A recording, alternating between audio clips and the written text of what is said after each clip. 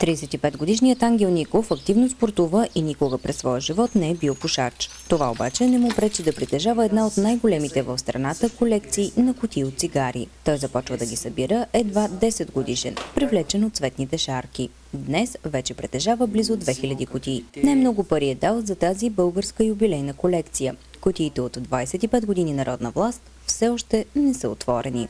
За кутийка някъде от порядъка на 70 лева платих за цялата колекция, нали, както си е, което излиза горе-долу средно около 7 лева, ако не се лъжа, на кутийка. Когато цигарите бяха, кутията беше по 1-2 лева.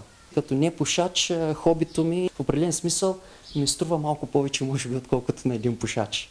Младият мъж работи в туризма по наши и чужди курорти и благодарение на контакта си с хора от цял свят успява да обогати своята колекция. Страшно много кутийки ми носиха немски туристи, специално едно семейство.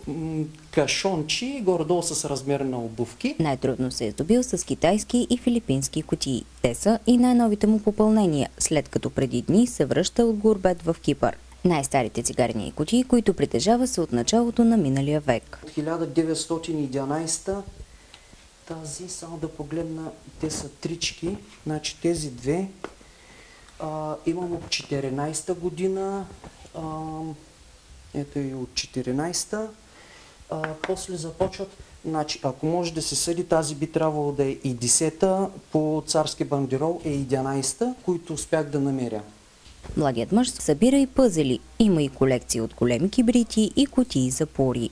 Това е, което също съм го купувал, пак от антиквар. Значи това, доколкото така по данни, представлява от времето на Втората световна война цигарите, които са пушили войниците от немската армия. Изчислил е, че с кутиите, които притежава, ще може да облепи стените в една от стаите на своя апартамент. Все още обаче не е решил дали ще го направи.